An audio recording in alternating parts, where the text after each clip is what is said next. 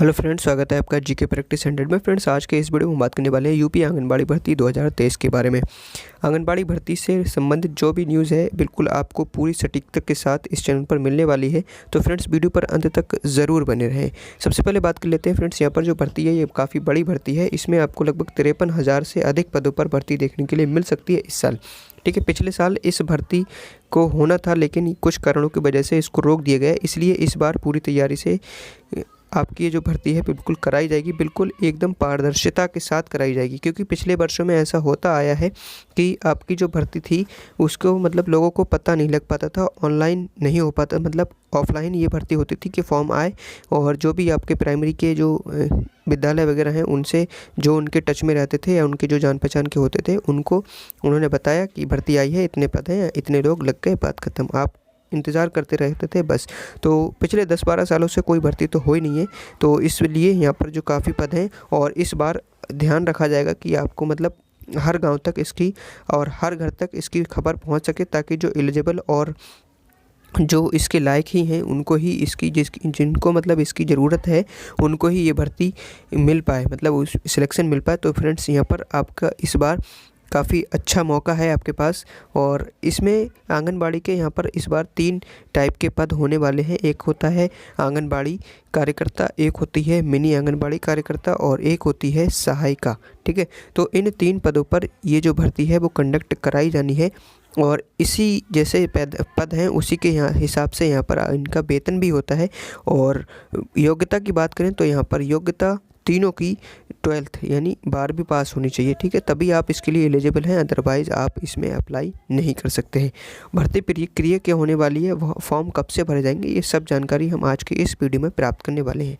ठीक है, तो एक बार फिर से मैं आपसे बोल रहा हूँ फ्रेंड्स, आप वीडियो पर अंत तक ज़रूर बने रहें। तो जैसे कि आप स्क्रीन पर देख सकते हैं, ये एक न्यूज़पेपर है। इसकी न्यूज़पेपर की कटिंग में आपको बताया जा रहा है साफ साफ कि आंगनबाड़ी के 53,000 रिक्त पदों पर भर्ती की तैयारी बिल्कुल तेज हो चुकी है। ठीक है, यहाँ पर आप पढ़ सकते हैं, शासन स्तर से आंगनबाड़ी, मिनी आंगनबाड़ी और सहायिकाओं की भर्ती के लिए संशोधित नियमावली जारी किए जाने के बाद अब इन पदों पर भर्ती की कार्यवाही शुरू करने की तैयारी है। ठीक है, निदेशालय ने सभी जिलों को 1 सप्ताह में आरक्षित समेत सभी श्रेणी के रिक्त पदों, ठीक है, सभी श्रेणी के रिक्त पदों की जो ब्यौरा है यानी जानकारी है वो यहाँ पर देने की बात कही है। जैसे ही जानकारी आती है तुरंत यहाँ पर इसकी जो कार्य प्रगति पर हो जाएगा। पिछले 10-12 सालों से आंगनबाड़ी व सहायिकाओं के पदों पर भर्ती नहीं हो पाई। ऐसे में करीब 53,000 से अधिक खाली पद हैं। तो आप यहाँ पर ये समझ चुके होंगे कि पदों की संख्या कितनी है। ठीक है, अब बात कर लेते हैं पिछली बार यहाँ पर जो भर्ती थी क्यों रुकी थी। भर्ती इसलिए रुकी थी क्योंकि यहाँ पर पिछली बार जो रिजर्वेशन वगैरह था उसके लिए यहाँ पर कोई प्रावधान नहीं था, इसलिए कोर्ट केस की वजह से ये भर्ती रोक दी गई। यहाँ पर आप बिल्कुल इसको पढ़ सकते हैं। ठीक है, ये यहाँ पर साफ साफ लिखा गया है कि भर्ती प्रक्रिया रोक दी गई। जिलों में आंगनबाड़ी, मिनी आंगनबाड़ी कार्यकर्ताओं और सहायिकाओं की भर्ती अटक गई थी। वहीं चयन प्रक्रिया में आर्थिक रूप से पिछड़े वर्ग यानी EWS श्रेणी के लिए 10% आरक्षण का प्रावधान न करने के खिलाफ कई लोग कोर्ट में चले गए थे, इसलिए जो भर्ती थी वो रोक दी गई। लेकिन इस बार ऐसा नहीं हो रहा है।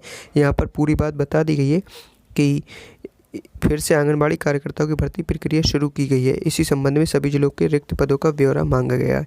ठीक है, आगे यहाँ पर एक न्यूज़पेपर की और कटिंग आप देख सकते हैं। इसमें पदों की संख्या 51,000 के आसपास बताई जा रही है और यहाँ पर आप साफ साफ देख सकते हैं, हेडलाइन ही यही है कि सिर्फ इंटर पास ही बन सकेंगी आंगनबाड़ी कार्यकर्ता। तो यहाँ पर आप समझ चुके होंगे कि आपकी जो मिनिमम योग्यता है वो क्या होनी चाहिए आपके पास, कि आपके पास कम से कम इंटर पास आप होने चाहिए, तभी आप इसके लिए एलिजिबल हैं।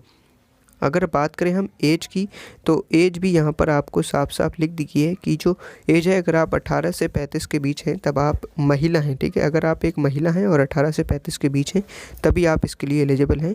मेल यहाँ पर जो पुरुष हैं वो यहाँ पर अप्लाई इसके लिए नहीं कर सकते हैं। अब बात कर लेते हैं चयन प्रक्रिया की। तो चयन प्रक्रिया क्या है, चयन में किसको वरीयता मिलेगी वो यहाँ पर पहले देख लेंगे आप। जो जिस ग्राम में पद होंगे उसी ग्राम में, ठीक है, उसी ग्राम सभा व शहरों में उसी वार्ड की गरीबी रेखा से नीचे, यानी अगर आप शहर से बिलोंग करते हैं तो शहर में जो वार्ड है, वार्ड की गरीबी रेखा से नीचे जीवन यापन करने वाले परिवार की विधवा महिला, अगर आप एक विधवा हैं तो आपको यहाँ पर फर्स्ट पे रखा जाएगा, यानी सबसे ज़्यादा वरीयता आपको ही मिलेगी। और जो गरीबी अगर अगला देखा पॉइंट, तो इसमें अगला पॉइंट क्या है, गरीबी रेखा से नीचे जीवन यापन, यानी जो बीपीएल कार्ड वाले हैं, जो बीपीएल में आते हैं, उनको यहाँ पर सेकंड वरीयता दी जाएगी। और बीपीएल ना मिलने पर गरीबी रेखा के ऊपर की महिलाओं के चयन पर विचार किया जाएगा। तो आप समझ सकते हैं यहाँ पर जो वरीयता क्रम है यानी। और अब बात कर लेते हैं यहाँ पर आपका जो वेतन है वो क्या है। तो यहाँ पर जैसे कि मैंने बताया 3 टाइप के पद हैं यहाँ पर, तो तीनों टाइप का वेतन आप देख सकते हैं। अगर आप एक आंगनबाड़ी कार्यकर्ता हैं तो आपको यहाँ पर 7500 रुपये की राशि दी जाएगी। और अगर आप मिनी आंगनबाड़ी कार्यकर्ता हैं तो आपको 6000 रुपये दिए जाएंगे। यहाँ पर काम भी कोई ज़्यादा नहीं होता है, ठीक है फ्रेंड्स, हल्के फुल्के काम होते हैं, वही आपको करने हैं। तो उसके लिए ये काफ़ी अच्छा खासा मानदेय है जिसमें आपका गुजारा हो सकता है, ठीक है। अगला है, अगर आप एक सहायिका हैं तो आपको 3750 रुपये का प्रोत्साहन राशि आपको दी जाएगी। ये देख सकते हैं आप चयन प्रक्रिया की बात, यह है सीडीओ या एडीएम की अध्यक्षता में बनेगी चयन समिति। डीएम द्वारा नामित सीडीओ या एडीएम की अध्यक्षता में चयन समिति गठित की जाएगी। जिला कार्यक्रम अधिकारी यानी डीपीओ सदस्य सचिव होंगे। चयन समिति में जिले में तैनात समूह के क ब ख संवर्ग की महिलाएं अफसर सदस्य रहेंगी। समिति में अनुसूचित जाति व अनुसूचित जनजाति और पिछड़ा जाति के एक जिला स्तरीय अधिकारी व संबंधित परियोजना के बाल विकास परियोजना अधिकारी भी सदस्य होंगे। चयन समिति की बैठक में अनुसूचित जाति, जनजाति व पिछड़ी जाति के सदस्यों की उपस्थिति अनिवार्य है। तो यहाँ पर इस बार जो कोई भी घपलाबाजी होती थी वो इस बार नहीं हो पाएगी, क्योंकि जिला स्तर पर डीएम पूरी कराएंगे चयन प्रक्रिया, ठीक है। पिछली बार जो चुपके से हो जाती थी भर्ती वो इस बार नहीं होने वाली है। और अगर हम बात करें इसके जो फॉर्म है वो कब तक आपको देखने के लिए मिल सकते हैं, तो फ्रेंड्स यहाँ पर पहली बात तो हमारे चैनल पर आपको न्यूज़ मिल जाएगी। जैसे ही फॉर्म इसके आते हैं कहीं से भी, किसी भी ज़िले में पहले आते हैं तो यहाँ पर तुरंत आपको इन्फॉर्म कर दिया जाएगा इस चैनल पर। तो चैनल को अभी के अभी सब्सक्राइब कर लें, ताकि जैसे ही कोई भी किसी भी ज़िले में भर्ती आए या पद आएँ जैसे ही, तो वैसे ही आपको पता लग सके और आप सतर्क हो सकें और आप इसके लिए बिल्कुल तैयार हो सकें। तो इसलिए चैनल को सब्सक्राइब जरूर कर लें। बाकी आप अपने जो प्राइमरी विद्यालय होते हैं उनमें जाकर आप पता कर सकते हैं कि, और उनसे बोल सकते हैं कि जैसे ही भर्ती के बारे में आए तो हमें बता दें। या फिर अगर आप प्राइमरी विद्यालय जाना नहीं चाहते तो आपने जो आपका लेखपाल या पटवारी वगैरह है उससे आप कनेक्ट रहें, क्योंकि उन्हें पूरी जानकारी होती है।